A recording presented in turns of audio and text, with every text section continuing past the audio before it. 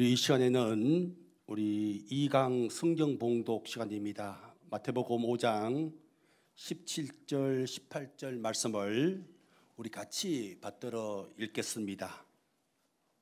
마태복음 5장 17절에서 18절 말씀입니다. 시작. 내가 율법이나 선지자를 폐하러 온 줄로 생각하지 말라. 폐하러 온 것이 아니요 완전하게 하려 함이라. 진실로 너희에게 이르노니 천지가 없어지기 전에는 율법의 1.1획도 결코 없어지지 아니하고 다 이루리라. 아멘. 우리 이 시간에는 감사합니다. 저희가 이제 1강 때 공부했던 거에 이어서 이제 2강 내용을 같이 나누도록 할 텐데요. 저희가 2강 내용은 이제 율법의 완성자 예수 그리스도라고 주제를 잡아봤습니다.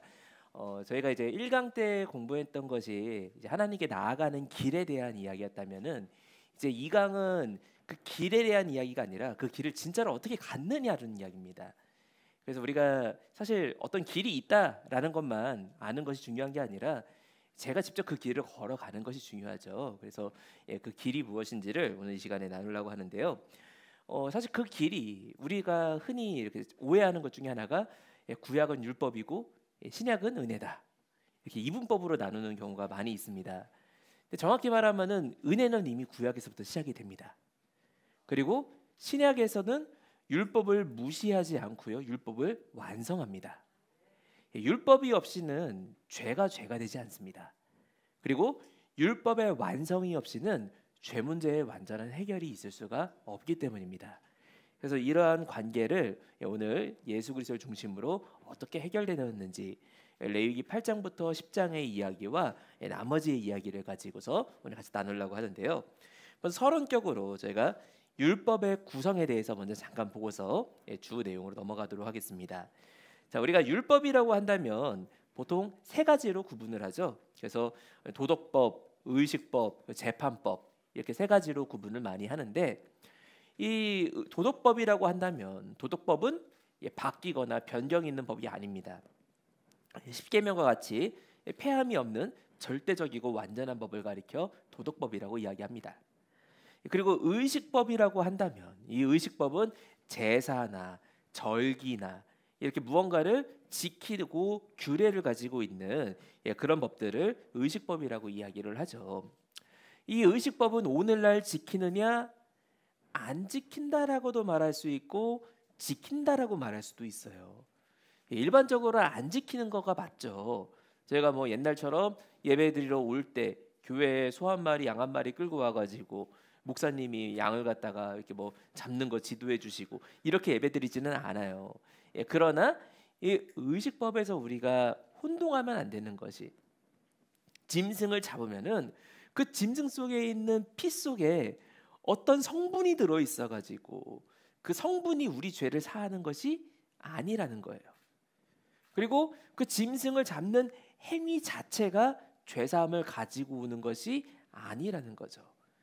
그 행위를 통해서 나타나는 하나님의 뜻이, 그러니까 우리가 이 의식이 있기 전에 더 선제하는 건 뭐냐? 하나님 말씀이에요. 그래서 이 짐승을 잡았기 때문에 죄가 속함받는다 이러면 50점이고요. 그 앞에 뭐가 붙느냐? 하나님이 말씀하신 것에 순종해서, 이게 앞에 붙어야 돼요. 그래서 그냥 아무 상관없이 짐승 잡기만 한다고 해갖고 죄 사함 받는 것이 아니라, 우리 생각에는 죄는 내가 졌는데 왜 저 짐승이 죽어야 돼? 이해가 안 가지만 하나님이 말씀하셨기 때문에 아멘하고 순종하고 짐승을 잡았기 때문에 그래서 죄 사함을 얻는 거예요. 그리고 이것이 오늘날 우리가 아까 1강 때도 잠깐 이야기했지만 예수님이 머리가 기셨는지 짧으셨는지 곱슬이셨는지 반곱슬이었는지 아무것도 모르지만 우리가 예수 그리스도를 믿고 내가 예수를 죽였다라는 고백이 있을 때 나의 죄 사함으로 연결되는 것이 이 구약에 그대로 나타나 있습니다. 그래서 이 의식법은 안 지킨다. 겉으로 보기에는 안 지키는 거예요. 그러나 지킨다. 이것은 그 의미와 뜻은 그대로 유효하게 지금까지 이어지고 있다는 거죠. 그럼 마지막 세 번째로 나와 있는 재판법. 이 재판법은 뭐냐? 히브리어로는 이것을 이제 미슈파트라고 보통 많이 판단을 하는데 판례예요, 판례. 그래서 우리가 일반적으로 뭐 법원에서도 법 조항이 딱 적혀 있으면은 그건 그대로 판단하면 됩니다. 근데 사실 모든 일들이 그렇게 쉽지가 않죠.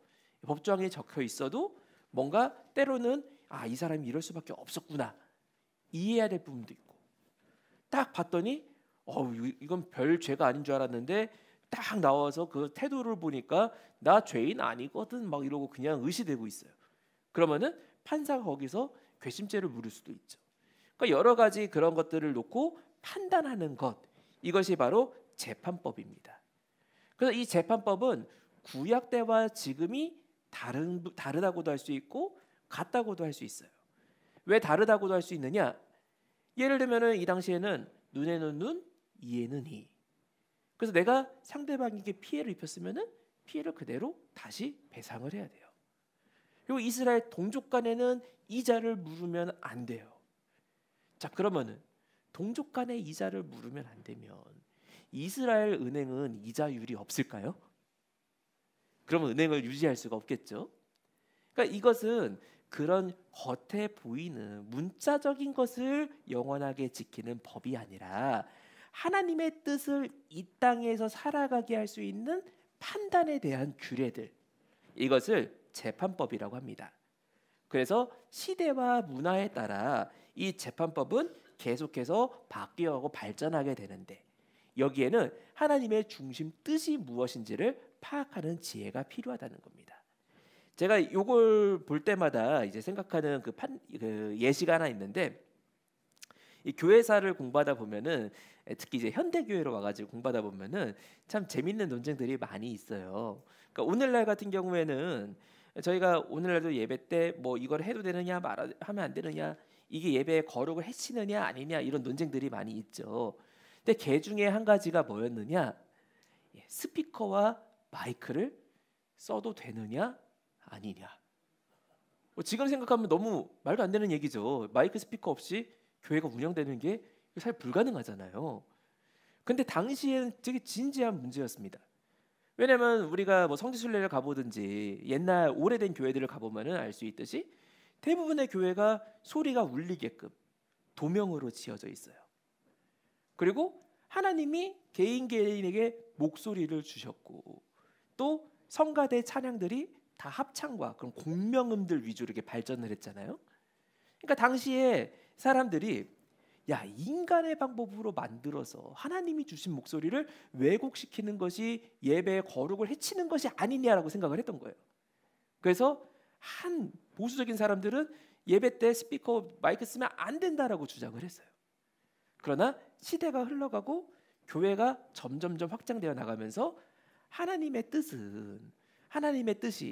우리가 겉에 외형적인 것을 지키는 게 문제가 아니라 진짜 하나님의 뜻은 그 말씀이 더 퍼져나가고 땅끝까지 퍼져나가고, 그리고 사람들이 모여서 하나님의 영광을 체험할 수 있는, 그것이 더 중요하다는 것을 깨달아가면서 점점점 이 판단이 바른 방향으로 옮겨지게 됩니다.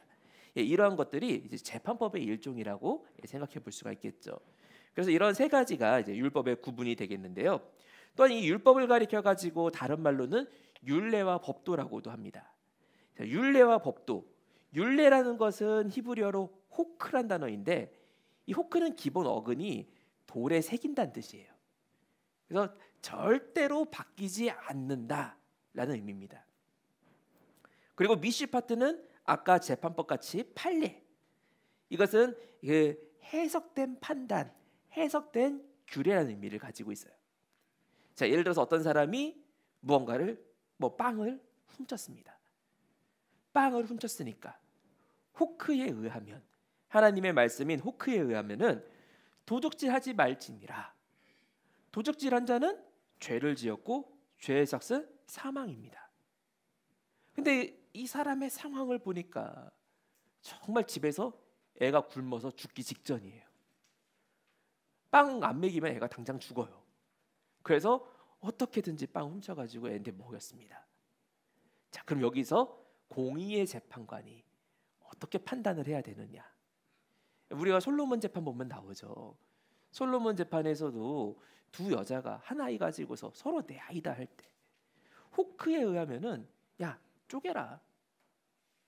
그런데 호크만 가지고 판단하시는 것이 아니라 그때 이 호크에 비춰보니까 죄가 뭐고 옳은 것이 뭔지가 나옵니다. 한 명은 이 아이 내가 포기할 테니 그냥 아이만 살려달라고. 또 하나는 아유 아닙니다. 그 말이 맞습니다. 반 쪼개 주십시오. 근데 여기서 중요한 거는 네 애냐 내 애냐 네 말이 맞냐 내 말이 맞냐가 중요한 게 아니라 애가 사느냐 죽느냐가 문제의 본질이었어요. 그래서 그 문제의 본질을 위해 해석한 판단, 이것이 미시파트입니다. 그래서 이 율례와 법도 이것이 율법을 구성하는 또 중요한 요소로서 이 호크를 하나님의 부성, 아버지같이 엄하게 판단하시는 하나님의 기준이라면은 미시파트는 모성, 하나님이 어머니같이 감싸주시는 마음이에요. 그래서 호크가 없이 미시파트만 가지고서도 구원이 성립이 되지 않아요. 반대로 호크만 가지고도 구원받을 수 있는 사람이 아무도 없어요. 우리는 이 한국 교회의 가장 큰 문제 중에 하나가 이 박윤신 목사님이 많이 쓰시던 표현인데 내가 만든 예수 믿는 것이 문제래요. 내가 만든 예수가 어떤 예수님이냐? 제가 이거를 죄송합니다. 이해를 위해서 쓰는 표현이지만 호구 예수님이에요. 왜 이렇게 표현하느냐? 이 한국교회에서 설교를 하는데 성도들이 심지어 저도 총신에서 공부할 때 저희 교수님이 그런 표현 쓰시더라고요. 11조 설교, 헌금 설교, 죄 설교, 심판 설교 1년에 한 번 이상 하면 안 된다. 왜? 성도들이 싫어한다. 근데 그런 이야기를 만약에 보고를 드렸으면 노발대발 하셨을 것 같아요. 저희는 어떻게 배웠느냐? 11조 설교 안에서 성도가 11조 안 하면은 분명히 말라기 4장에 11조 하면은 내가 복을 주는지 안 주는지 시험해 보라라고까지 말씀하셨잖아요. 성도 받을 복을 목회자가 뺏는 거라고 저희한테 가르치셨어요. 그래서 무조건 그렇게 부담을 가지든 아니든 가르쳐라. 그리고 복 받게 만드는 것이 목회자의 사명이다라고 저희는 배웠었거든요. 그래서 이런 호크에 의하면은 저희는 뭘 해도 다 이렇게 걸려요. 죄가 다 드러나요. 이 내가 만든 예수는 미시파트만 있는 분이에요. 죄 져도 오케이도 괜찮아. 죄 져도 사랑해. 뭐 그냥 교회 떠나 있어도 사랑해. 뭐 해도 사랑해. 다 사랑해요. 그런 성경은 분명히 회개 없는 용서는 없다라고 말씀을 하고 있습니다. 그러니 호크가 먼저 있어서 죄를 깨닫게 만들고 그리고 미시파트로 말미암아 그 죄인이 구원받게 하는 길을 열어주는 거, 이것이 율법이 가지고 있는 속성이자 또 은혜를 통해 가지고 완성되는 모습이 되겠습니다. 그래서 이 율법을 완성하기 위해서 자 우리가 성경을 처음 읽는다라고 가정해 보겠습니다. 오늘 저희가 성경을 그동안 읽었던 거 다 잊어버리고 처음 읽어요. 그러면은 당장 이 아담이 타락할 때부터 충격을 먹기 시작해가지고 하나님이 아담에게 약속하시는 여자의 후손을 보내셔갖고 뱀머리를 부셔버리고 구원을 해결해주겠다. 그럼 이제 등장하는 여자가 낳은 아들마다 혹시 여긴가? 혹시 이 사람인가? 계속 관찰을 하게 됩니다. 그런데 계속 자격 상실이에요. 노아인 줄 알았는데 그 노아가 다 배 타고서 방주 타고서 다 구원 얻어가지고 아이고 노아가 맞나보다 했더니 포도주 마시고 벌겋고 누워 있어요. 아브라함인가 보다 했는데 아브라함도 아브라함이 아니라 4대를 통해서 이루어진대요. 요셉인가 보다 했더니 또 요셉도 아니었어요. 이스라엘에서 계속 흘러갑니다. 다윗인가 보다. 그래서 막 이 다윗의 믿음이 얼마나 찬란해요. 그래서 다윗이구나 하고 확신 가운데 성경을 보다 보니까 다윗도 아니에요. 나중에 바세바 우리아의 아내를 취하지를 않나. 뭐 인구조사로 갔다가 자기 백성들 다 죽이질 않나. 그러니까 점점 읽으면서 도대체 누구지라는 생각을 하게 됩니다. 그 도대체 누구지의 주인공, 율법의 호크의 문제를 해결하고 미시파트를 해결할 수 있는 주인공이 바로 우리 주 예수 그리스도십니다. 그래서 이 모습이 제사와 율법책이라는 두 가지 축을 통해 하고 이루어지는데 우리가 이 두 가지를 함께 살펴볼 거예요. 그래서 먼저 제사의 완성자이신 예수 그리스도. 자, 이 제사를 완성하기 위해서는 제사의 요소들이 하나같이 다 100점이 돼야 되겠죠. 제사를 드리기 위해서는 제물이 있어야 되고 제사인이 있어야 되고 제사장이 있어야 됩니다. 그리고 제사를 드리는 장소인 성전도 있어야 되죠. 그런데 성경을 보니까 참 제물이 되시는 분이 예수님이에요. 그리고 참된 예배자, 그 누구도 할 수 없었던 참된 예배를 드리신 분도 예수님이에요. 그리고 그 예배를 하나님께 올려드리는 멜기세덱의 반차를 따르는 신령한 제사장이 되시는 분도 예수님이십니다. 그 예수님 자신이 성전이시죠. 그래서 예수님께서 이 제사를 완성하시는 분으로 오셨다는 거예요.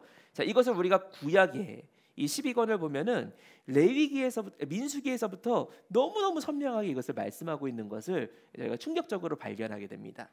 자, 우리가 먼저 작은 첫 번째로 출애굽 제2년 제사장의 위임식과 취임식에 대해서 잠시 공부를 하려고 하는데요. 자, 이 위임식과 취임식, 사실 저희가 흔히 듣던 단어들은 아닙니다. 위임식이라는 것은 제사장을 세우기 위해서 7일 동안 성막 안에서 드려지는 예배예요. 그리고 취임식은 그렇게 세워진 제사장이 처음으로 드리는 첫 예배, 이것이 취임식입니다. 그래서 우리가 쉽게 이야기하면은 목사 안수 예배, 목사 안수를 받기 위한 예배가 위임식이라면은 그 안수받은 목사의 첫 인도하는 예배가 취임식이 됩니다. 그런데 이 두 가지를 제가 왜 이야기했느냐? 이 두 가지를 통해서 예수님은 유다 지파신데 왜 예수님이 히브리서에 보니까 제사장이라고 하느냐? 이 문제가 이미 구약에서부터 해결이 되어 있어요. 말씀이 다 되어 있어요. 자, 우리가 이것을 그 달력을 통해 가지고 내용을 살펴보겠습니다. 자, 12권 상권에서 굉장히 중요하게 다루고 있는 파트인데요.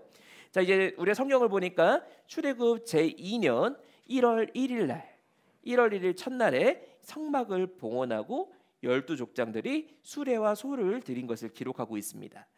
자, 우리가 각각의 사건들을 보니까 출애굽기 40장 2절이나 17절에 성막을 세울 날이 정월 초 1일, 출애굽 제2년 1월 1일이라고 날짜를 분명하게 밝히고 있죠. 그리고 이날 성막만 세운 것이 아니라 우리가 29절 말씀 보니까 번제단에 번제와 소제를 드렸다라는 말씀도 함께 기록이 되어 있습니다. 자, 우리가 이 말씀을 바탕으로 할 때, 그리고 레위기에 나와 있는 표현을 볼 때 우리가 레위기 7장 37절부터 38절에 이 5대 제사 규례에 대해서 여호와께서 시내 광야에서 이스라엘 자손에게 그 예물을 여호와께 드리라 명하신 날에 시내 산에서 이같이 명하였더라. 근데 여기 말하는 그 예물을 여호와께 드리라, 이게 12족장들이 수레와 소를 가지고 오는 사건을 가리키거든요. 그리고 번제와 소제를 드렸다라는 걸 볼 때 번제를 어떻게 드리는지 방법을 먼저 배웠으니까 드릴 수 있는 거죠. 그래서 아마 이 5대 제사 규례도 1월 1일 날 선포가 됐을 것이다 라는 것을 우리가 볼 수가 있고요. 그리고 이제 민수기 7장 1절부터 3절까지 말씀 보니까 이 족장들이 이날에 하나님께서 우리에게 성막을 주셨다는 거에 감사하면서 수레와 소를 하나님께 예물로 가지고 나왔다라고 말씀하고 있습니다.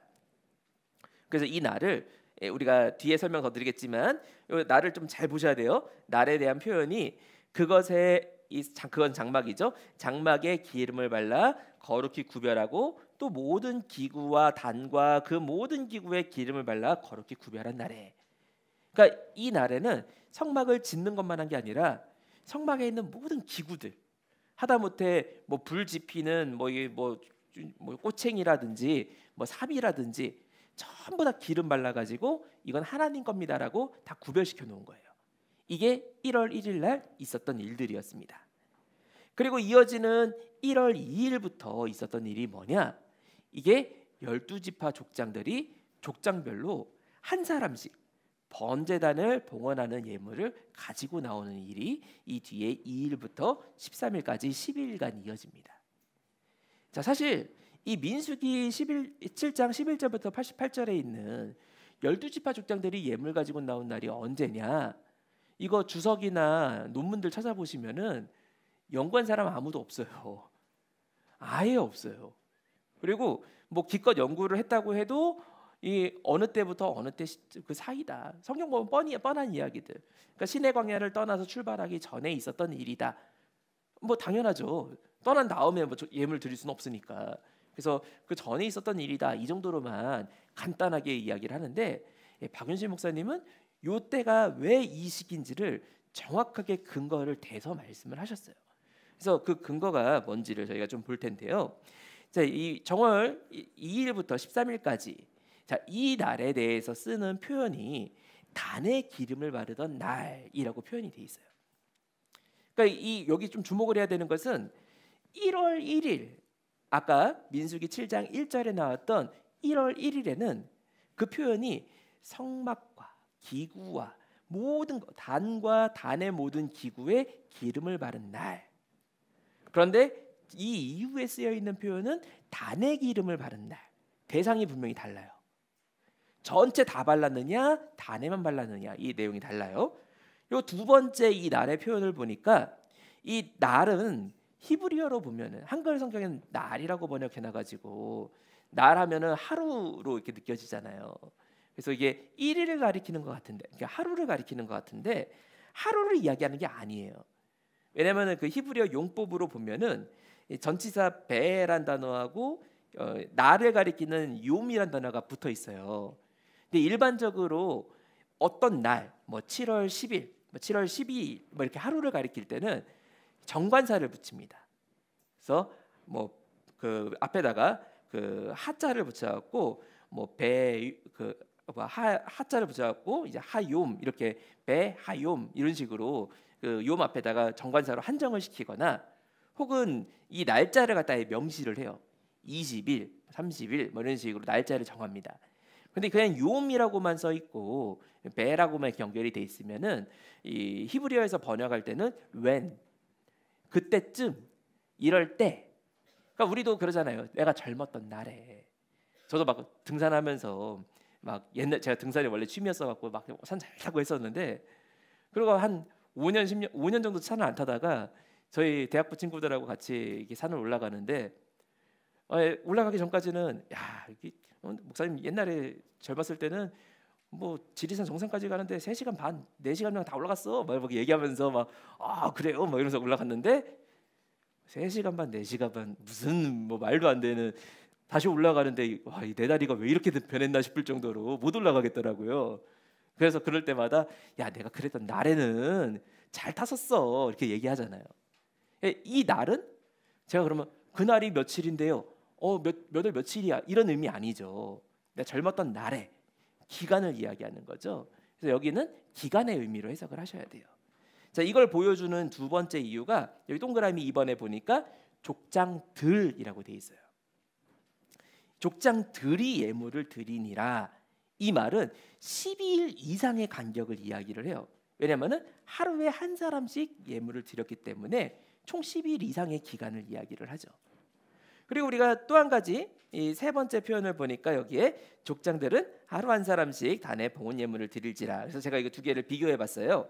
자, 이 두 개 비교해보니까 민수기 7장 1절은 1월 1일 하루를 가리키는 표현인데 이날에는 아까 처음에 있었던 제가 일부러 교환을 되게 자세하게 써놨거든요. 그래서 중요한 포인트만 기억하시고 다시 교환을 읽어보시면 이해가 충분히 되시는데 이 교환에 나와 있는 것처럼 이날은 성막을 드리고 번제와 소제를 드리고 오대제사 규례를 받고 족장들이 수레와 소만 드렸던 날이에요. 그리고 그 다음 날인 2일부터 이후에 위임식까지 전 기간들 이때를 가리켜 가지고는 단의 기름을 바른 날이라고 크게 포괄적으로 설명을 하고 있습니다. 그래서 자, 이 날에 있었던 사건들을 보니까 하루에 한 사람씩 단의 봉헌 예물로 번제, 속죄제, 화목제 이 세 가지 제사를 드렸다라고 말씀을 하고 있습니다. 참고로 우리가 그 요세푸스 책을 보면은 제물이 번제단에서 다 타는데 약 3시간 정도가 소요된다라고 이야기를 합니다. 그래서 물론 뭐 번제로 소를 5마리 드린다. 한 마리 태우고 또 두 번째 거 태우고 세 번째 거 이런 게 아니라 번제로는 한꺼번에 드려요. 그러나 번제가 끝나고 그 다음에 속죄제가 드릴 때 다음 속죄제 예물들을 올립니다. 그러니 요 이야기만 봐도 하루에 한 족장씩 나가고 번제 드리고 속죄제 드리고 화목제 드리고 거의 하루에 한 6시간에서 9시간 정도 굉장히 긴 시간이 걸리는 일들이 12일 동안 쭉 이어진 것을 볼 수가 있어요. 그래서 이것을 그 휘선 박윤신 목사님께서 물론 이 기간이 위임식 전에 있었던 건 맞아요. 근데 위임식이 몇 월 며칠이더라라고 성경에 안 나와 있으니까 그냥 적당히 2월 3월에 있었겠지라고 안 보고 1월 2일부터 바로 이어졌다라고 보시는 가장 큰 이유가 뭐냐? 바로 시편 50편 5절에 우리 아까 결론이었죠. 제사가 가지는 영적인 의미 때문이에요. 이 제사는 언약 관계를 나타내는 표징입니다. 근데 그 표징이 안 보인다는 것은 언약 관계가 맞는지 아닌지 알 수가 없는 거예요. 그래서 반드시 하나님의 임재 가운데는 제사가 항상 이어집니다. 이스라엘 백성들이 1차 바벨론 포로에서 돌아온 날이 7월 1일이죠. 7월 1일 그날부터 다시 상번제가 회복이 됩니다. 돌아온 다음에 며칠 있다가 상번제를 회복하는 게 아니라 언약이 회복되는 것은 곧 제사의 회복이에요. 그래서 이 시편 50편 5절 말씀을 근거로 우리가 볼 때 1월 1일 날은 명시적으로 제사 드린 얘기가 분명히 있어요. 근데 1월 2일부터는 성막에 제사 드렸는지 여부가 잘 몰라요. 근데 성막은 있고 하나님의 임재는 시작이 됐는데 제사가 안 드려진다? 그러면은 백성 쪽에서도 진짜 하나님 계신 거 맞아? 하나님 쪽에서도 진짜 내 백성 맞아? 라는 상황이 되는 거죠. 그래서 이 제사는 끊어지는 것이 아니라 이어져야 된다는 겁니다. 그래서 우리가 교회가 있어요. 예를 들어서 교회를 짓고서 이 땅에서는 교회를 짓고서 여러 가지 상황상 교회를 개척한 다음에 아직 성도가 없고 또 막 공사도 덜 끝났고 그럼 예배를 못 드리는 기간이 있을 수 있어요. 그러나 하나님의 성전이 완공되고 한 사람의 영혼이 딱 있는 순간부터는 예배가 끊어질 수 없다라는 거죠. 그래서 이러한 관계, 우리가 특별히 예레미야 33장 25절부터 26절 말씀 보면은 하나님의 언약을 깰 수 있는 방법이 딱 한 가지를 소개를 합니다. 언약을 파괴하려면 어떻게 하면 되느냐? 밤에 해가 뜨게 하고 낮에 달이 뜨게 하면 됩니다. 그러면은 언약도 깰 수 있대요. 그 말은 무슨 말이냐? 언약은 절대로 파괴할 수 없다라는 거죠. 언약이 파괴될 수 없듯이 어떤 상황에서든지 우리 한 사람 한 사람이 예배자로 아버지 앞에 나아가는 것을 절대로 세상이 가로막지 못할 줄로 믿습니다. 제가 사실 그 저번 주에 상하이에서 있었던 저희 좀 수련회 강사를 갔다 왔었어요. 근데 그 교회 상황이 공산당에 신고가 들어가가지고 그 교회가 6개월 동안 예배를 못 드렸던 상황이었어요. 그래서 6개월 만에 이제 부활절에 성찬하면서 다시 모여가지고, 근데 제가 그 중국 선교 관련되신 분들 여기도 계실 수도 있는데, 와, 그 얘기 들어보니까 너무 마음이 아프더라고요. 그 우리나라는 카톡을 쓰지만 중국은 위챗이라는 어플을 쓰거든요. 근데 이 사람들이 위챗에 있는 게 정보에 다 추적이 돼요. 이 사람이 어디에 있는지, 어느 동, 어느 위치, 어느 건물에 있는지를 다 추적할 수가 있어요. 근데 똑같은 멤버가 한 10명, 20명 정도가 계속 특정 시간에 한 장소에서 모인다? 그럼 자동으로 감시가 들어가요. 근데 그게 일요일마다 모인다? 이놈들 교회 다니는구나. 이거 교회구나. 바로 당에서 파악을 해요. 근데 이제 게다가 누군가 고발자가 있다? 그럼 굉장히 크게 교회가 환란을 당해요. 그래서 그걸로 목사님과 장로님이 굉장히 크게 고초를 당한 상황에서 다시 예배가 시작되는 상황 가운데 이 수련회가 있었습니다. 그래서 제가 가서 느낀 게 뭐 마음 아팠던 거는 예배 드리는 내내 직분자분들이 계속 창문을 확인을 해요. 그리고 애들이 혹시나 덥다고 창문 열었을까봐 그거 계속 커튼 열었고 확인을 하세요. 그거 보고 참 마음이 아팠으면서도 또 동시에 마음에 너무너무 은혜가 넘쳤던 게 그런 가운데 성도들 표정이 너무나 평화로워요. 그 예배를 너무 간절히 기다리시고 그 너무 사모하셨던 거예요. 그 제가 수련회 가서 난생 처음으로 느꼈던 게 제가 딱 도착하고 나서 자 수련회 일정표하고 일정표를 받았습니다. 제가 1강이 담당이었고요. 1강의 설교 제목이 구속사와 세계사의 변천이었어요.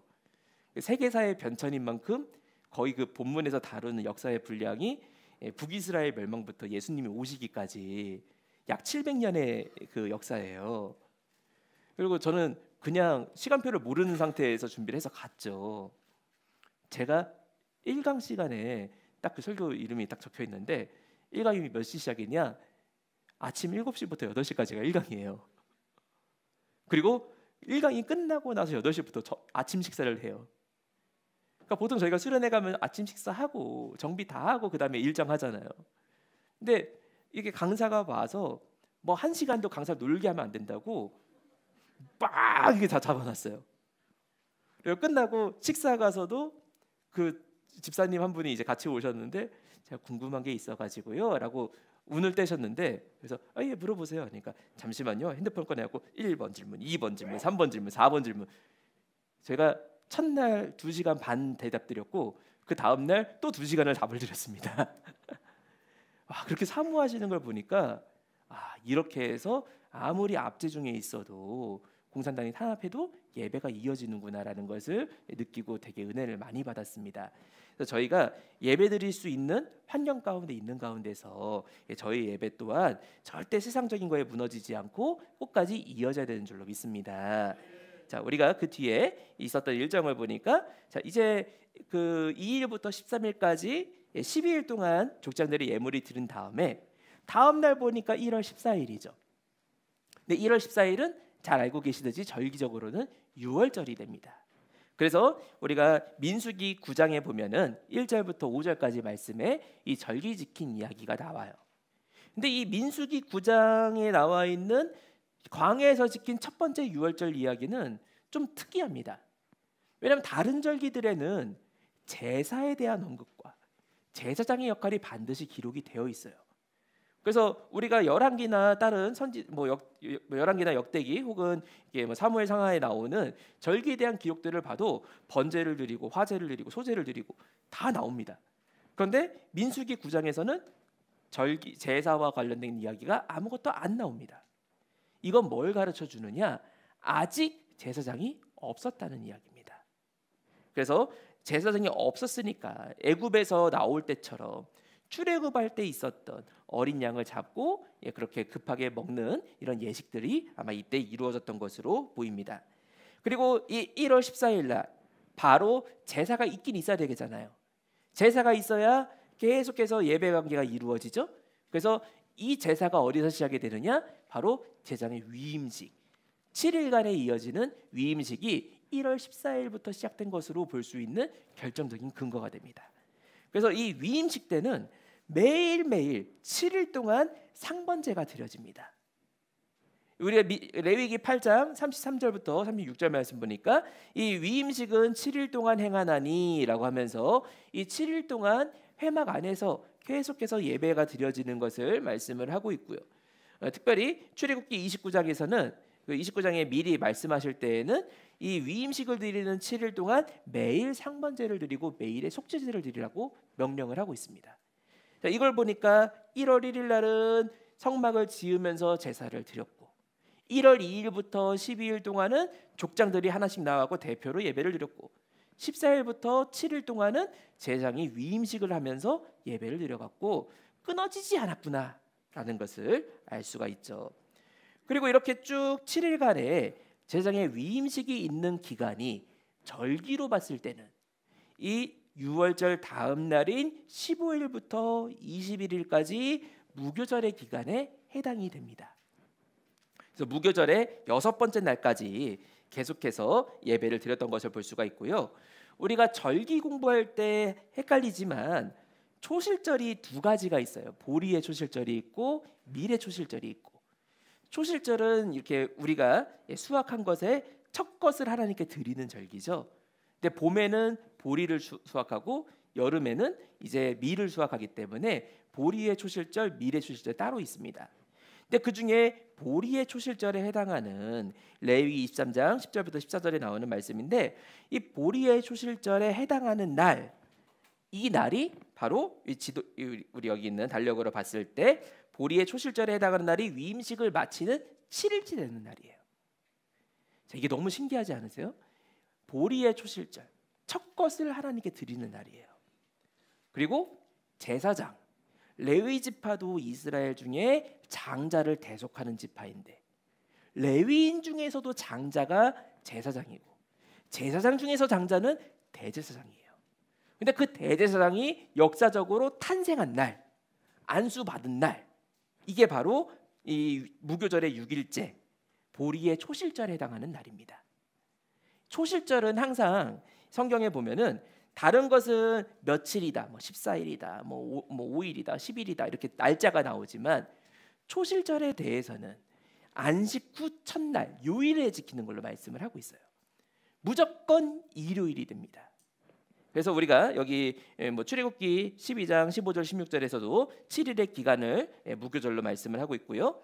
그 뒤에 있는 뭐 레위기 23장 10절부터 11절 등의 말씀에 초실절을 말씀을 하고 있는데, 이 초실절 기간에 기준이 되는 우리의 11절 말씀 보니까 단을 흔들되 안식일 이튿날에 흔들 것이며, 안식일은 토요일이니까 토요일 다음 날은 주일이죠.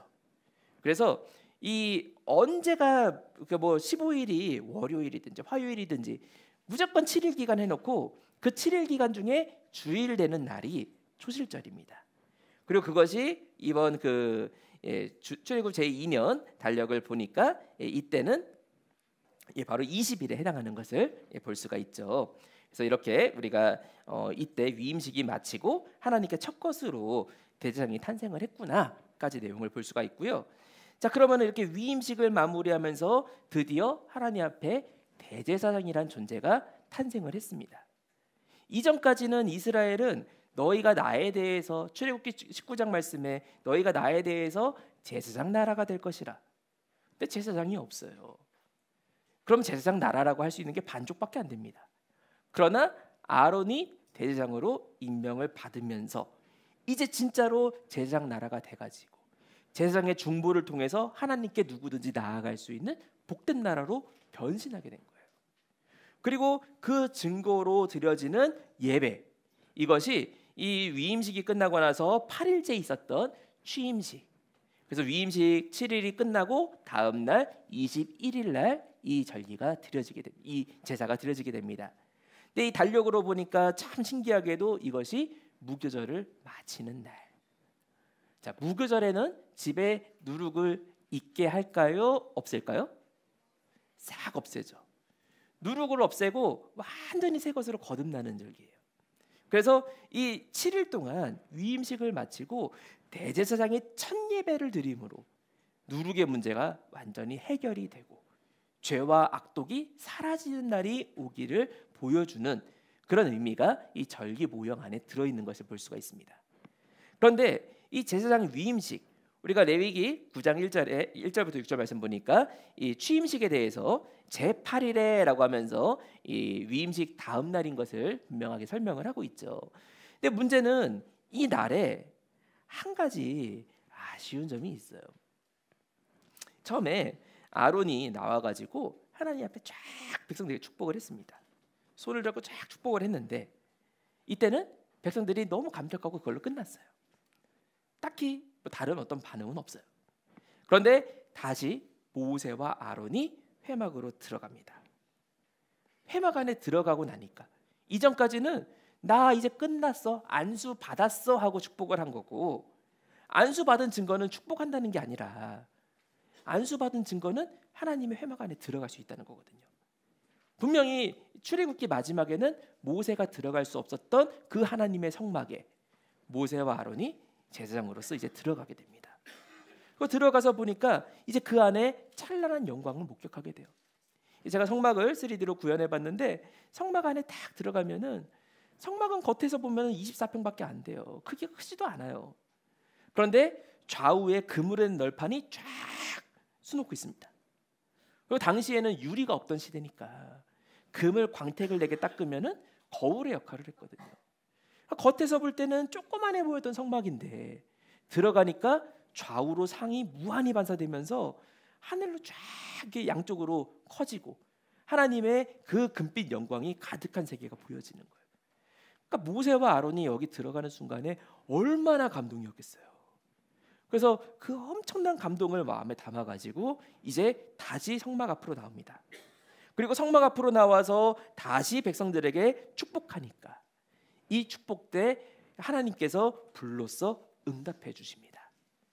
자, 이 불에 저희가 한번 이것도 구현을 해봤는데요.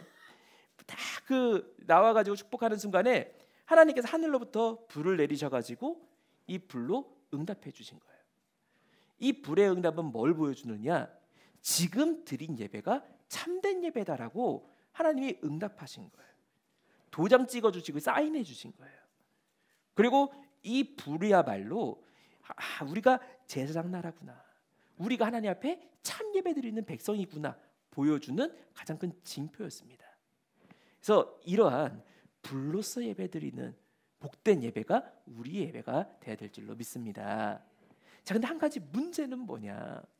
이렇게 하나님께서 불 주시고 이런 예배가 다 맞춰졌으면 죄가 없어야 되잖아요. 제사장이 속죄를 바르게 했으면은 더 이상 죄 문제가 없어야 되잖아요. 근데 바로 범죄 사건이 이어집니다. 다음 날도 아니고 다다음 날은 더더욱 아니고 바로 그날 이후에 바로 그 직후에 죄악 사건이 일어납니다. 그것도 누가? 아론의 아들 나답과 아비후에 의해 가지고 죄악된 사건이 일어나게 됩니다. 우리가 레위기 10장 1, 2절 말씀 보니까 나답과 아비후가 각기 향로를 가져다가, 사실 이 각기 향로라는 말부터 말이 안 돼요. 성막 안에 있는 금향로는 하나입니다. 그런데 나답도 향로가 있고 아비후도 향로가 있어요. 지 집에 있는 향로입니다. 거기다가 여호와의 명하시지 않은 다른 불, 아까 우리가 영상으로 잠깐 봤던 하나님께서 이 제사를 내가 받았다 하늘로부터 응답해 주신 그 불이 아니라 내 집에서 피운 다른 불로 하나님께 분향하러 들어갔어요. 이 여호와의 불이라고 불리는 하나님의 응답의 불, 이것은 방금 전 드렸던 예배가 하나님께 받으셨다는 표징이 있는 완전한 예배예요. 그러면 앞으로 제사를 드릴 때도 그 불로 다시 응답하신 불로 예물을 태우고 하나님께 드려야 되는데 번제단까지 언제가 귀찮아. 그냥 집에 있는 아무 불이나 해가지고 피워갖고 가지고 들어갔다가 하나님 앞에서 바로 죽임을 당하게 됩니다. 이제 완전 난리가 났죠. 그래서 아론과 모세가 이제 이 상황에서 이를 대처를 하게 되는데 딱 보니까 모세가 보기엔 너무 충격적인 거예요. 분명히 자기는 하나님의 말씀대로 다 순종해서 아론을 세웠고 아론이 예배 드릴 때 하나님의 영광이 선포됐고 그리고 불로도 응답까지 하셨고 근데 그 직후에 이런 범죄 사건이 있다는 게 이해가 안 가는 거예요. 그래서 도대체 무슨 일이 있었는지 하나씩 다 점검을 해봅니다. 점검해 보니까 문제가 발견됩니다. 아론이 속죄제의 제사장의 몫의 제물을 먹지 않고 태워버렸어요. 그래서 모세가 노발대발해가지고 아니 속죄제육은 분명히 5대 제사 규례에서 제사장이 먹으라고 하지 않았냐? 너 이거 왜 태웠냐? 그러니까 아론이 뭐라고 이야기하느냐? 나는 분명히 이 제사장이 거기서 먹는 것은 거룩한 자로서 먹는 거거든요. 하나님 대신에 제사장이 먹어서 취하는 거거든요. 근데 이제 아론이 생각하기에 내가 진짜 위임식을 했고 진짜 취임식을 해갖고 제사장으로 속죄 사역을 마무리했다면은 내 아들이 안 죽어야 되는데 내가 속죄 사역을 했다고 했지만 아들이 여전히 죄를 지었고 나도 여전히 죄 가운데 있는 거예요. 그러니 모세에게 내가 여전히 죄 가운데 있는데 어찌 속죄 제육을 먹을 수 있느냐? 나도 먹을 수 없고 제육은 없어져야 되니까 내가 태웠다라고 답을 하고 모세는 그것을 옳게 여겼습니다.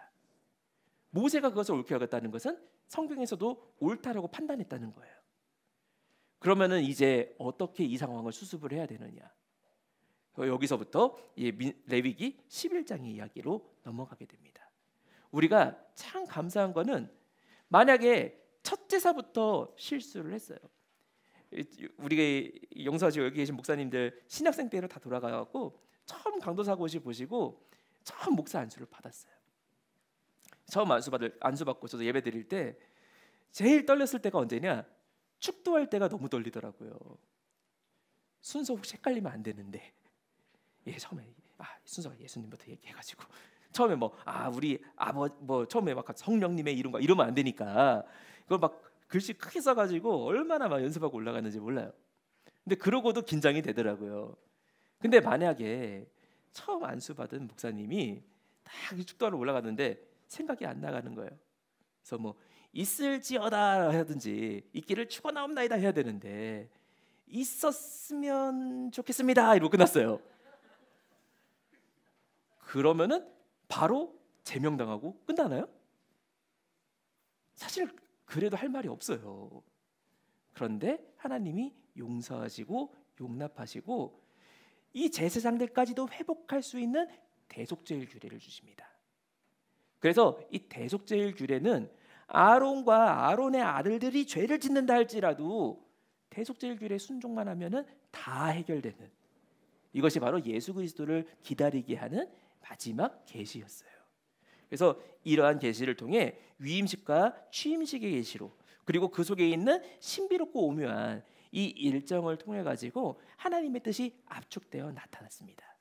그리고 이것이 실제로 예수님에 의해 가지고 완전히 성취가 되게 되는데요. 자, 정말 신기한 것은 유구한 역사 속에 세계 최초로 휘산 박윤실 목사님께서 이것이 어떻게 위임식 취임식과 예수님의 십자가 제사가 연결되는지를 12권 상권에 처음으로 내용을 공개를 하셨어요. 자, 이 내용을 저희가 잠시 표로 보여드리면은, 자, 이걸 설명드리기 위해서는 주 29년에 있었던 달력을 조금 이해를 해야 돼요. 그래서 이 당시 달력을 보면은 1월 13일 금요일, 그리고 1월 14일 토요일, 1월 15일 주일, 당시 달력에 요일이랑 날짜를 맞춰봤습니다. 그래서 이 당시에 유대인들이 쓰는 달력은 밤이 되면서 시작이 돼가지고 아침이 되면서 하루가 끝나죠. 오늘날 우리는 하루를 보통 이야기할 때 낮을 먼저 이야기하고 밤을 나중으로 이야기하는데, 유대인들은 해가 지면서 하루가 시작돼갖고 해가 뜨고 하루가 끝나죠. 그러니 이 하루 개념이 우리랑 달라요. 그리고 성경에서도 유대인식 개념으로 날들을 정리를 하고 있습니다. 그리고 이 예수님이 십자가에 달리신 해를 뭐 주 33년, 31년, 30년 다양한 설들이 있는데, 박윤신 목사님께서는 가장 성경적인 견해는 주 29년이다라는 전통적인 견해를 주장을 하십니다. 그래서 그 내용대로 이제 내용을 해석을 하셨는데, 자, 그렇게 볼 수 있는 이유가 뭐냐? 자, 금요일에 대한 표현을 보니까 이날을 예비일이라고 불러요. 요한복음 19장 31절에 이날은 예비일이라라고 이야기하는데요. 지금도 유대인들은 안식일 전날을 부를 때 예비일이라고 부릅니다. 안식일은 항상 토요일이니까 안식일 전날은 항상 무슨 요일일까요? 항상 금요일이죠. 그래서 예비일은 금요일이라는 뜻이에요. 그래서 왜 예비일이라고 하느냐? 오늘날 유대인 버전으로 말씀드리면 좀 쉬우실 거예요. 지금 유대인들, 제가 성지순례 가갖고 그 아랍인이 운영하는 호텔을 간 적이 있어요. 근데 예루살렘에서 이제 아랍 사람이 운영하는 데 가니까 유대인들 호텔은 안식일 날 전층에 다 엘리베이터가 서거든요. 근데 아랍인들 엘리베이터는 그렇게 안 해요. 전기 낭비니까. 근데 이제 문제는 유대인들은 엘리베이터 층 눌러서 내리면 그건 노동이에요. 유대인들은 오늘날 탈무드에서 노동을 뭐라고 정의하느냐? 에너지의 형태가 바뀌면 노동이라고 정의합니다. 그러니까 누르는 거는 이거는 뭐 위치 에너지고, 그건 전기 에너지로 바뀌었다가 다시 위치 에너지로 바뀌어서 내가 내리는 거잖아요. 그러니까 이건 노동이라는 거예요. 그래서 제가 엘리베이터 앞에 그냥 가만히 서 있어요. 그래서 저는 뭐지 하고 이렇게 눌렀고 저희 층 가려고 탔어요. 그러니까 유대인이 지도 눈치 보고 있다가 쓱 타더라고요. 그래서 제가 안 누르고 그냥 가만히 앉아 있길래 제가 이제 저희 뭐 10층이에요. 일단 10층 눌렀어요. 너도 10층 가냐? 그 거기서 뭐 아니다. 나 몇 층 눌러달라. 이러면 노동이에요.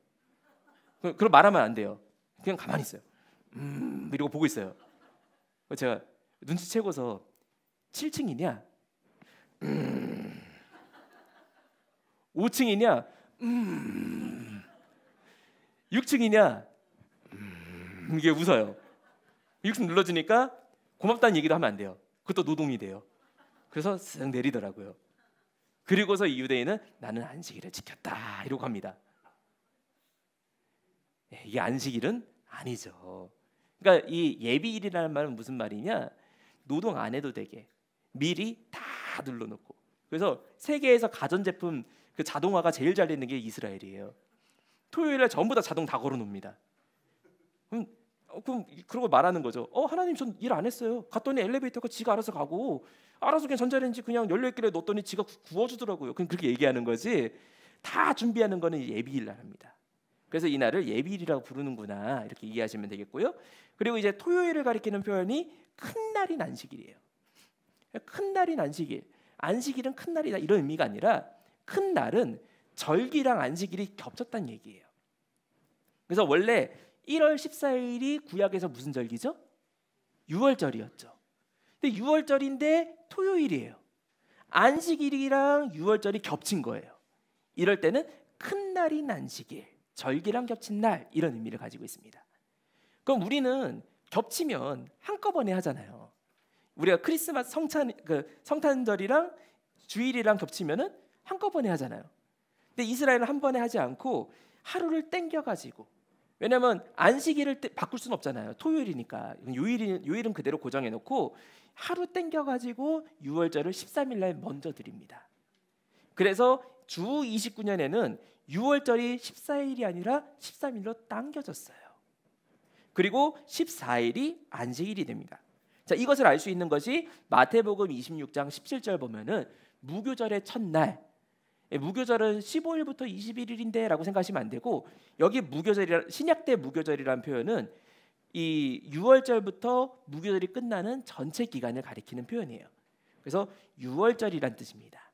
그래서 이 기간이 1월 13일 금요일이 당시에 6월절이 되는구나라는 것을 살펴볼 수가 있습니다. 그래서 이날 있었던 일들을 우리가 좀 보니까 1월 13일 저녁에 먼저 성만찬 하시고 제자들 발도 닦아주시고 또 대제사장의 기도를 해주시고 그런 일들이 딱 진행된 다음에 그 뒤에 성만찬 끝난 다음에 있었던 일이 겟세마네 기도죠. 근데 우리가 여기서 주목하셔야 되는 게 이 겟세마네 기도에 대해서 휘선 박윤신 목사님께서 2005년에 이미 설교를 하시면서 뭐라고 표현하셨느냐, 겟세마네 기도에서 대제사장의 위임식을 했다고. 이걸 몇 번 반복을 해갖고 이 해랑 이 다음 해랑 몇 번이나 설교를 하셨어요. 당시에는 아무도 뭔 말인지 못 알아들었어요. 위임식 그거 레위기 나오는 건데 왜 여기다 말씀하시지? 그런 의미인가 보다 하고 그냥 별 생각을 안 했었어요. 그런데 참 신기하게 위임식의 열매가 맺혀진 날이 바로 유월절이죠. 그리고 예수님께서도 그 유월절에 대제사장의 위임식으로서의 바로 이 겟세마네 기도를 하셨어요. 겟세마네 기도가 왜 위임식이냐? 예수님은 그냥 하나님이시니까 내 맘대로 다 할 수 있는 거냐? 아니에요. 예수님은 분명히 인간의 몸을 입고 오신 하나님이시지만 예수님께서도 사역을 시작하기 전에 사단에게 40일간 시험을 받으시고 인간과 똑같은 인성으로 일을 하셨습니다. 그래서 이 위임식도 나 하나님이니까 나 그냥 제사장이야 그냥 일방적으로 하신 게 아니라 위임식을 치르셨어요. 어떻게 치렀느냐? 위임식 7일 동안 다 철저하게 자기 생각 내려놓고, 제사장은 결혼도 마음대로 못해요. 결혼도 반드시 레위인 안에서도 제사장 가문끼리만, 그리고 그 가운데도 흠이 없는 여자랑만. 이 우리 가족 중에 누가 죽어도 장례식도 마음대로 참여를 못해요. 심지어 대제사장의 경우에는 자기 부모나 자기 아들의 장례식에도 참여할 수 없어요. 왜냐하면 대제사장이 시체를 만져갖고 부정해지면은 이스라엘 전체가 하나님 앞에 나가는 길이 막혀버리거든요. 그러니까 철저하게 자기 인성을 다 포기해야 되고 자기 생각을 포기하는 존재가 제사장입니다. 그리고 그렇게 거듭나는 기간이 바로 이 7일의 위임식 기간이었어요. 그런데 예수님께서 그런 자기의 인간의적인 그 모든 생각을 다 포기하시고 끊어버린 때가 언제냐? 겟세마네 기도에서 기도하시면서 이 잔을 옮길 수 있다면 옮겨 주옵소서. 하지만 이건 인성으로서 말씀하신 거죠. 하지만 내 뜻대로 하지 마시고 아버지의 원대로 하옵소서. 그 순간에 자기의 모든 생각과 의사를 포기하시는 제사장과 같은 완전한 자기 부인이 있었습니다. 우리는 사람 제사장은 자기 부인을 한 다음에도 또 마음이 바뀌잖아요. 그런데 예수님은 마음이 바뀌지 않고 그대로 십자가를 향해서 가셨던 거죠. 그래서 이것을 우리가 보다 분명하게 선포하고 있는 것이 히브리서 5장 7절부터 10절 말씀 보니까 히브리서 이것을 뭐라고 해석하셨느냐? 겟세마네 기도를 표현하면서 그는 육체에 계실 때에 자기를 죽음에서 능히 구원하실 이에게 심한 통곡과 눈물로 간구와 소원을 올렸고, 이 사건은 명백히 겟세마네 기도를 이야기하죠. 누가복음 표현에는 거의 땀이 핏방울이 될 정도로 기도하셨던 그 순간을 분명히 말씀하고 있는 것이 맞습니다. 그리고 그 경외하심을 인하여 들으심을 얻었느니라. 그가 아들이더라도 받으신 고난으로 순종함을 통해서 온전하게 되었은즉. 나 하나님이니까 나 온전해, 나 순종할 거 없어, 이게 아니라 그가 하나님이시지만 사람으로서 온전히 순종함으로써 온전하게 되었다라고 말씀하면서 10절 말씀에 비로소 하나님께 멜기세덱의 반차를 좇은 대제사장이라 칭함을 받았다. 그래서 이 구절을 근거로 이산 박윤신 목사님께서 당시에 설교하시면서 대제사장의 위임식이 바로 겟세마네에서의 기도 사건이었다라고 요약해서 말씀을 하시고, 그리고 12권 상권이 출판되면서 비로소 그 원고에서 말씀하셨던 의미가 해석이 돼서 책에 담기게 되었습니다. 그래서 이러한 달력이 그냥 신기하네 하는 달력이 아니라 하나님의 구속사의 완전한 모형이 나타난 가운데 이 예수님이 온전히 제장으로 사시고 그리고 취임하셔서 인간 대제사장의 취임은 대상이 된 다음에도 그날 밤에 범죄가 일어나고 계속해서 죄를 다시 사하는 대속죄 일이 필요했지만 단번에 영원히 모든 죄를 사하시는 온전한 십자가 제사가 취임 제사로 드려지게 되는 것이죠. 그래서 오늘 우리가 이러한 제사의 공효로 말미암아 십자가 제사의 공효로 말미암아 우리가 살게 된 생명의 은혜를 받은 줄로 믿습니다. 그래서 제가 내용을 정리해 보면요.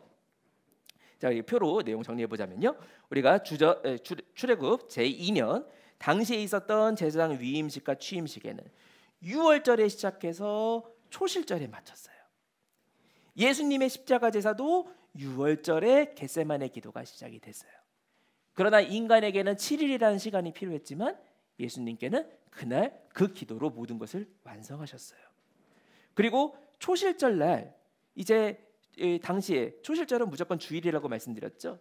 그러니까 유월절 다음에 있는 주일이 무조건 초실절이 되는데 이 제사장의 위임식과 취임식 때는 초실절 날 취임식을 함으로써 제사장이 첫 열매로 드려졌어요. 근데 예수님 때를 보니까 유월절에 십자가에 달리시고 토요일 날 안식하시고 그 다음인 주일, 절기적으로는 초실절이죠. 이날 부활의 첫 열매로 부활하셨어요. 그래서 절기 속에 나타내는 구속사의 뜻이 하나도 빠짐없이 그대로 이루어졌어요. 그리고 이 제사장의 위임식과 취임식, 과거 구약 때에는 나답과 아비후 때문에 그날 당일날 실패하고 말았어요. 매년 되풀이 돼야 돼요.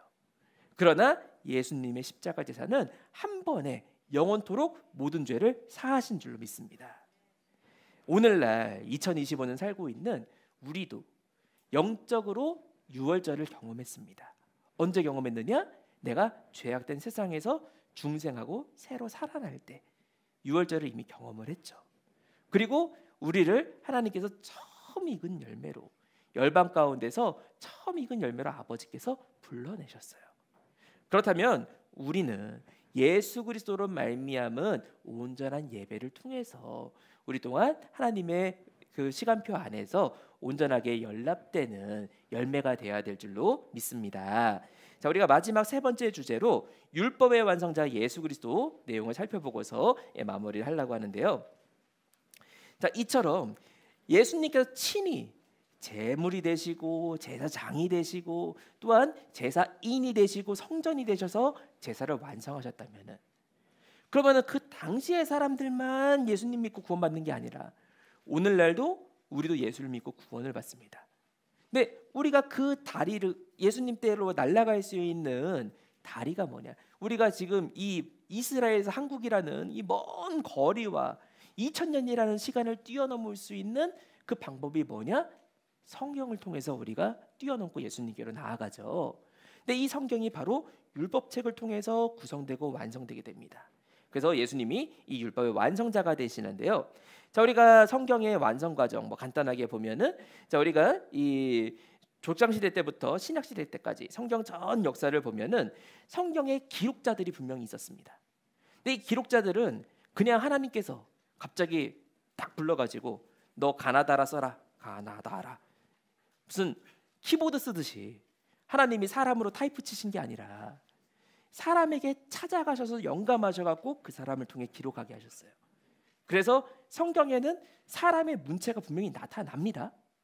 제가 약간 우스갯소리로 이해를 위해 이렇게 표현하는 내용인데, 자, 우리가 사복음서 마태복음, 마가복음, 누가복음, 요한복음 있잖아요. 마태복음은 뭐만 하면은 이는 구약의 이사야의 말을 이루려 함이니라.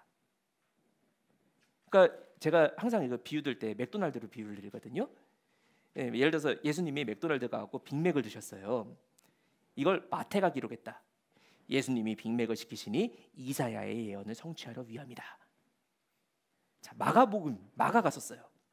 마가는 뭐만 하면 곧 즉시, 곧 즉시. 41번이 나오거든요. 예수님께서 빅맥을 시키시니 곧 나오니라. 누가복음은 특징이 자세하겠습니다. 예수님께서 빅맥을 시키시니 빵은 3장이요 패티는 2장이며 양상추와 치즈가 있더라. 요한복음은 어떻게 쓸까요? 예수님께서 빅맥을 시키시니 생명의 떡이라. 영적으로 쓰죠. 그러니까 각자의 그 모습이 다 담겨져 있어요. 그러나 다 똑같이 하나님의 100% 영광 가운데 성경이 기록이 됩니다. 그래서 이 성경이 완성되는 과정이 전적으로 하나님께서 사용하셔가지고 완성을 짓게 됐는데, 자, 예수님께서 이 땅에 오셔서 구약 성경을 사용하시고 해석하시고 완성하심으로써 신약 성경이 마무리되게 하시고 오늘날 우리에게 성경으로 주어지게 됩니다. 자, 이것이 우리가 누가복음 4장 16절부터 21절까지 말씀 보면은 예수님도 와서 예수님께서도 사역을 시작하시면서 이사야의 두루마리를 읽으시잖아요. 읽으시면서 이 말이 너희 귀에 응하였느니라라고 선포하시면서 구약 성경을 분명히 읽고 사용하신 것을 기록을 하고 있습니다. 또한 우리가 이 뒤에 또 한 가지 내용을 보면서 예수님께서 이 구약 성경을 읽으시면서 성경을 해석을 하시는데 사람의 해석이랑은 달랐어요. 당시에 있는 바리새인들, 사두개인들은 성경을 해석하는데 예수님의 해석과는 달라요. 예수님께서는 이 바리새인과 사두개인들의 해석에 대해서 오해하였도다라고 표현하셨는데, 이것을 원문으로 보면은 잘못된 길로 이끌림을 받았다라고 번역을 할 수가 있습니다. 그러니까 인간적으로 사두개인, 바리새인들은 다 성경을 해석 안 하려고 한 거 아니에요. 이 사람들도 성경을 바르게 해석하고 싶었어요. 그러나 인간적인 완악함과 어리석음으로 인하여 다른 길로 이끌리고 말았어요. 그래서 그 결과 사두개인들은 모세 오경만 인정하거든요. 성경을 빼는 자들이 돼버렸어요. 바리새인들은 성경, 구약 성경 전체를 인정합니다. 바리새인이 낫네. 근데 성경 플러스 자기들이 기록한 경전까지도 믿어야 됩니다. 성경을 더하는 자가 돼버렸어요. 둘 다 시작은 바른 길을 가고 싶었지만 다른 길로 가버렸습니다. 그래서 예수님께서 율법과 선지자를 통해서 성경이 기록된 의미가 이것이다라고 해석을 해주셨는데, 예수님께서 말씀하신 구약 성경은 율법과 선지자 딱 2가지로 표현하셨는데, 율법이 예수님을 증거하고 선지자가 예수님을 증거한다. 이 당시에 바리새인들과 사두개인들은 성경을 열심히 읽고 성경에 있는 거 다 지켜갖고 구원을 얻고 싶어 했어요. 근데 예수님이 아니라는 거예요. 니네가 구원을 얻으려고 이 책을 읽는데 틀렸다. 얼마나 이게 좀 황당한 말이에요. 성경 읽어도 구원 못 받는다. 구원과 상관없는 책이다. 무슨 말인가? 성경은 구원 얻는 책이 아니라 구원을 주는 나를 소개하는 책이다. 그래서 성경이 소개하고 있는 예수 그리스도를 깨달으면은 구원을 얻는 거지. 성경에 있는 거 지켜갖고 구원 얻는 물리적인 경전이 아니다. 이거를 바르게 해석을 해주신 거예요. 그래서 오늘날도 우리가 성경에 나와 있는데 또 거룩하게 살고자 때로는 막 너무너무 그런 거에 영적인 스트레스 많이 받아 하는 분들이 있습니다. 그래서 기독교 역사를 봐도 수도원에 가고 자기를 막 고문하고 자기를 갖다가 사회 단절시키고, 근데 절대 성경은 그것이 올바른 신앙의 모습이라고 말하지 않아요. 올바른 신앙의 모습은 씨를 뿌리고 열매를 거두는 것이 올바른 신앙의 모습이에요.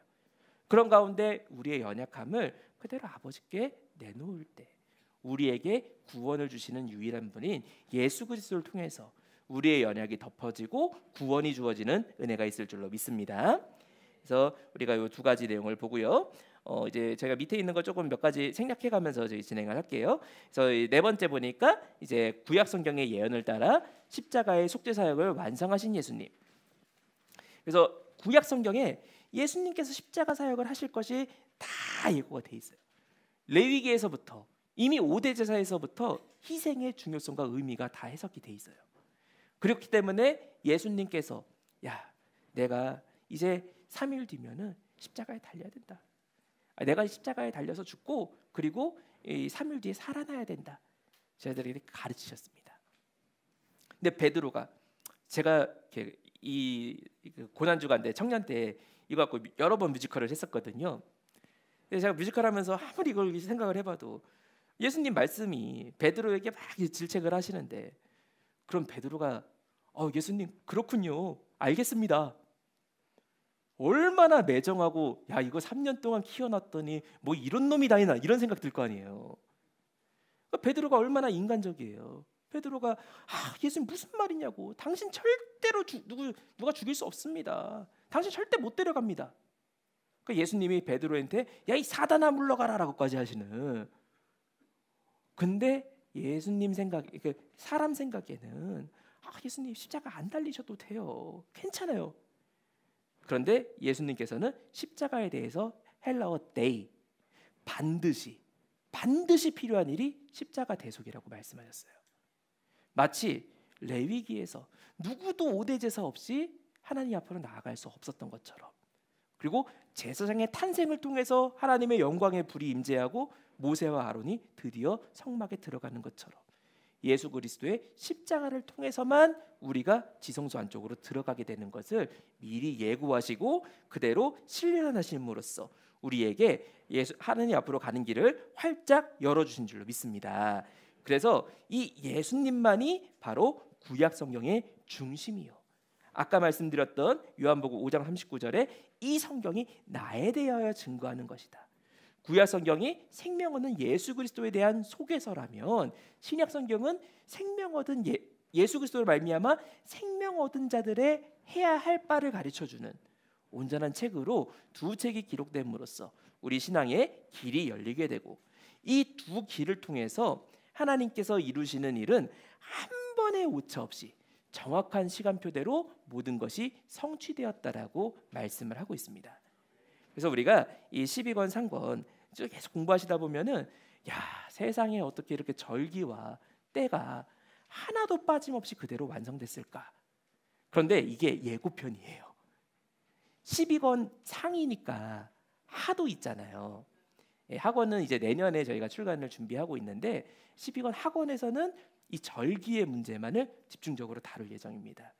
그래서 하나님의 정확한 시간표대로 모든 것이 성취된다는 것을 저희가 이 아카데미 통해 가지고 계속 공부하시면서 깨닫고 각 교회마다 생명수를 공급하는 놀라운 역사의 길을 간절히 바라겠습니다. 그래서 결론을 맺자면요, 성경을 완성하신 예수 그리스도.